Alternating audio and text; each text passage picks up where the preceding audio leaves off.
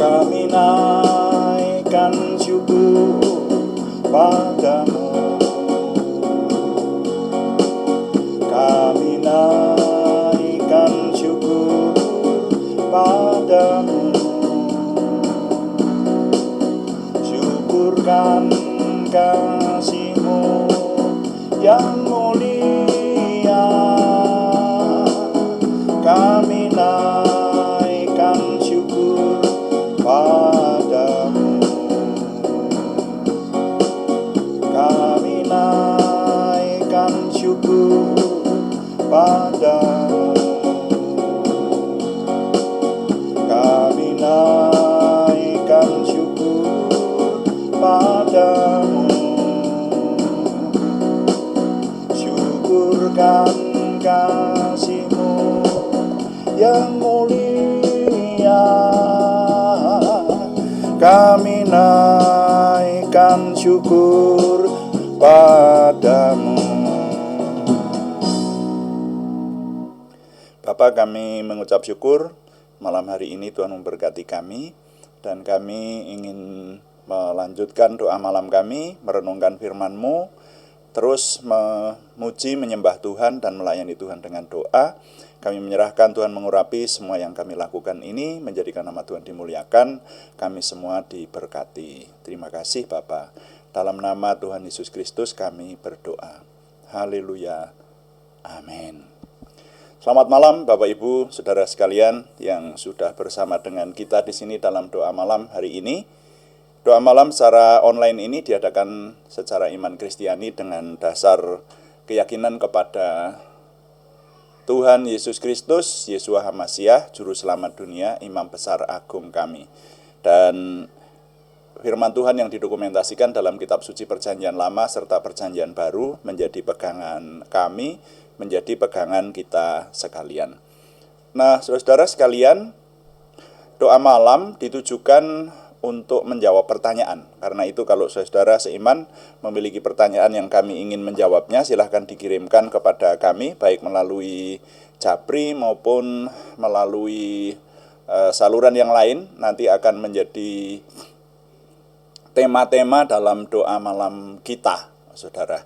Dan doa malam juga seringkali ditujukan untuk mencermati hal-hal yang terjadi pada zaman kita hidup ini. Dan kita cermati dari sisi firman Tuhan supaya hidup kita dijauhkan dari hal-hal yang merupakan ketidaktaatan kepada Tuhan, dan justru hidup kita semakin berkenan kepada Tuhan. Sore hari ini saya ingin mengajak Bapak Ibu Saudara merenungkan sebuah perenungan, judulnya Zaman yang Membingungkan, Saudara.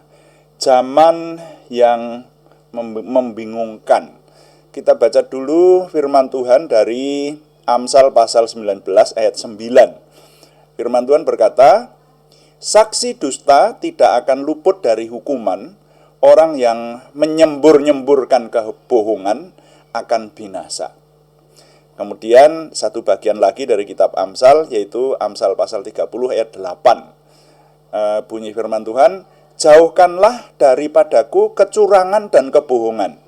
Jangan berikan kepadaku kemiskinan atau kekayaan, biarkanlah aku menikmati makanan yang menjadi bagianku. Nah, sampai di sini pembacaan saya, saudara, terutama saya ingin mengajak Bapak Ibu mencermati tentang hal-hal yang terjadi pada zaman kita ini. Sekarang ini zaman komunikasi, dikatakan seluruh dunia bisa berkomunikasi, dunia itu jadi kecil sehingga banyak berita-berita yang terjadi segera dapat diketahui. Nah, saya ingin menyampaikan pengalaman sore hari ini. Saya terjebak dalam satu berita yang judulnya itu begini, saudara. Jadi berita itu judulnya persis seperti ini.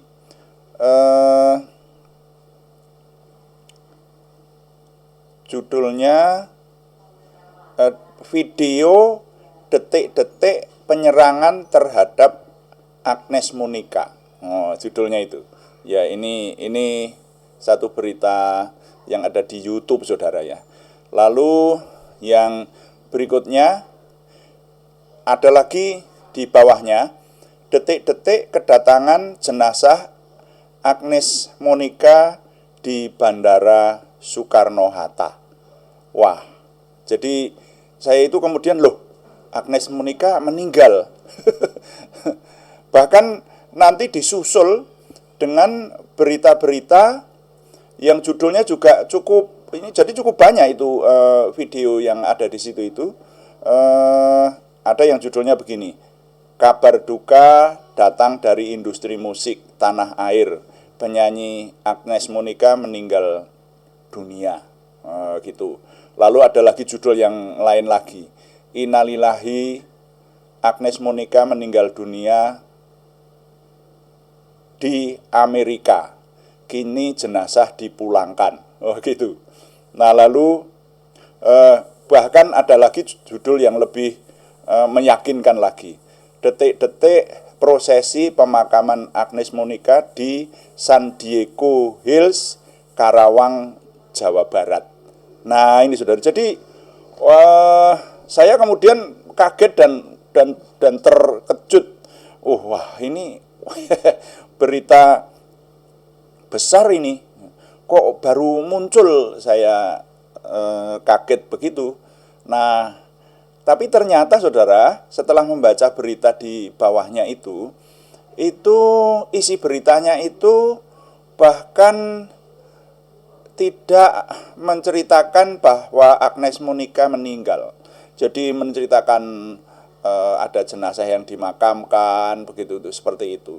Nah, ini dua judul yang pertama atau tiga judul yang pertama malahan saudara, yaitu judul yang jadi hanya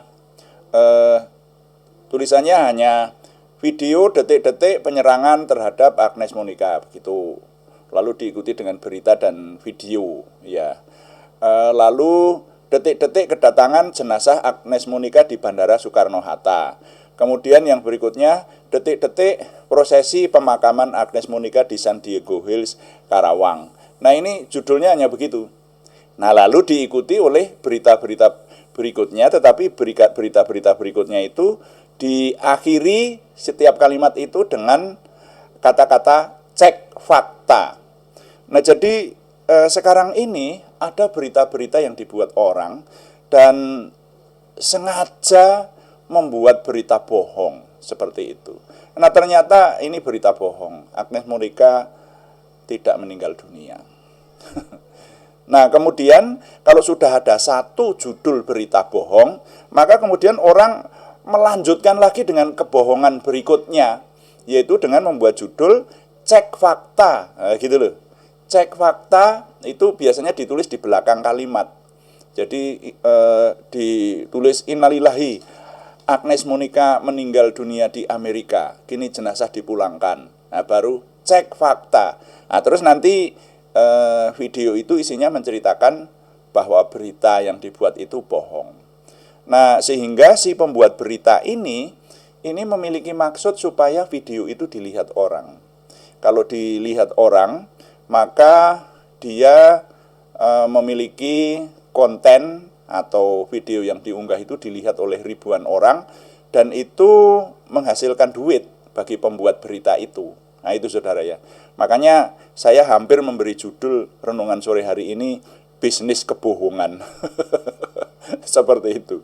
Tapi ini pengalaman menarik buat saya, karena ya sebetulnya saya sudah membekali diri dengan berita-berita semacam ini, tidak segera percaya. Tapi terbukti saya aja terjebak, karena saya juga pada akhirnya membuka-buka. Jadi saya ikut yang memberi andil untuk membuka video tersebut, itu loh saudara. Nah, maka saya memberikan judul renungan malam hari ini, zaman yang membingungkan. Dan bahkan saudara, kalau saya boleh menyampaikan soal kebohongan-kebohongan melalui media ini, ada rekan-rekan saya, sahabat-sahabat saya, serius, sahabat-sahabat saya, orang-orang dekat saya, saudara. Dan itu lebih dari 1, 2, 3. Loh serius saya katakan. Itu yang sampai kena ditipu puluhan bahkan ratusan juta. Puluhan bahkan ratusan juta. Dengan berita bohong semacam itu.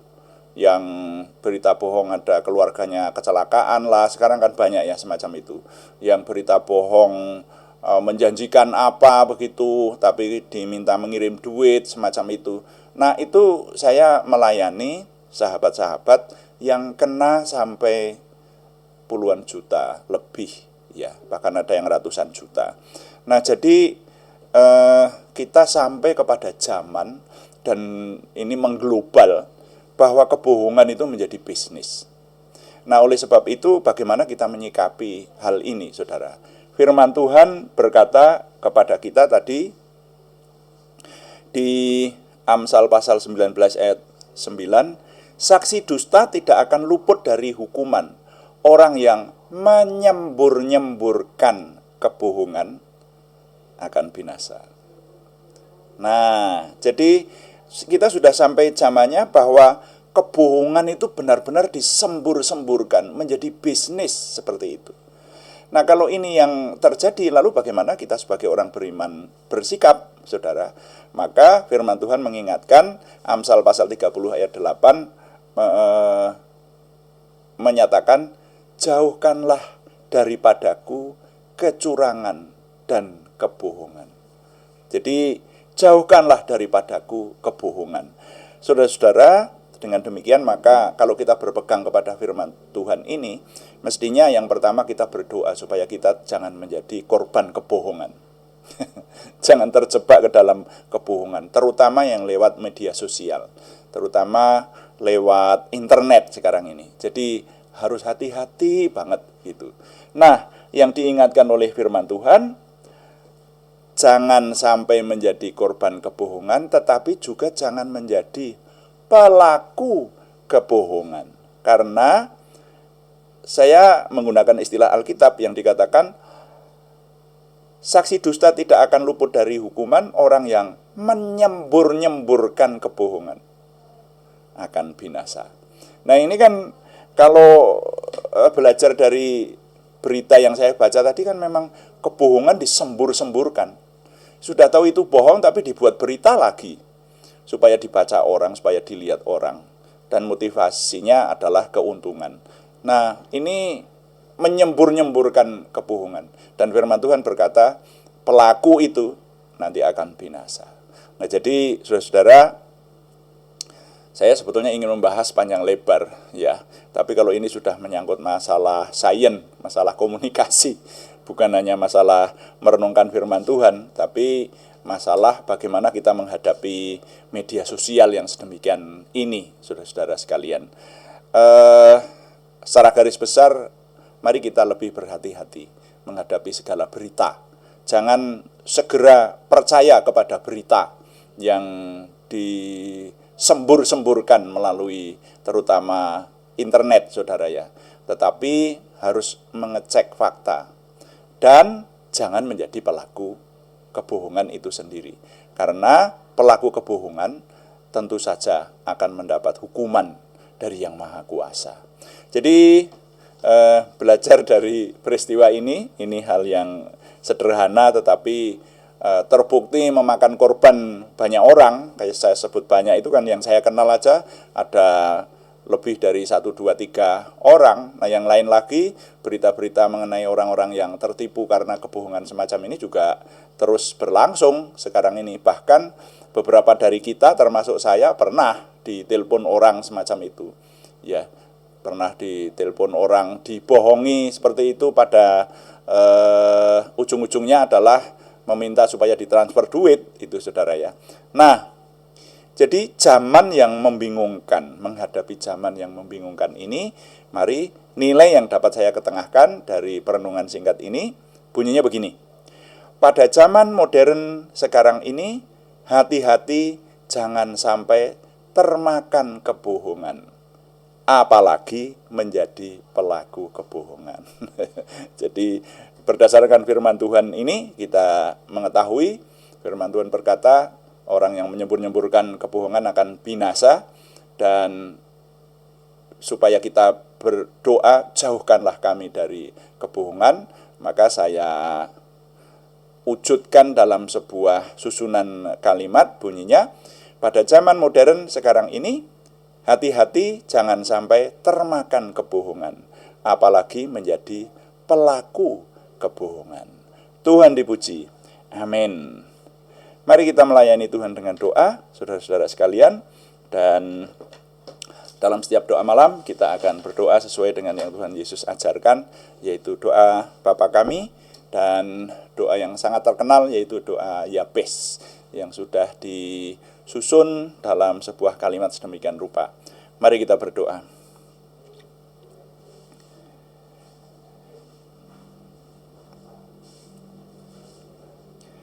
Bapa kami yang di surga, dikuduskanlah namamu, datanglah kerajaanmu, jadilah kehendak-mu di bumi seperti di surga. Berikanlah kami pada hari ini makanan kami yang secukupnya, dan ampunilah kami akan kesalahan kami, seperti kami juga mengampuni orang yang bersalah kepada kami.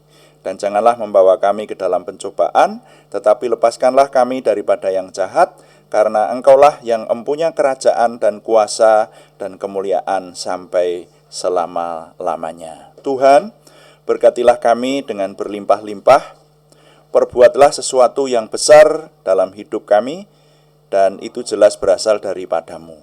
Tambahkanlah pengaruh dan kesempatan kami bagimu, berikanlah kepada kami suatu perasaan akan hadirat-Mu dan petunjuk-Mu senantiasa, jagai dan lindungi kami, supaya tidak jatuh dalam perangkap setan.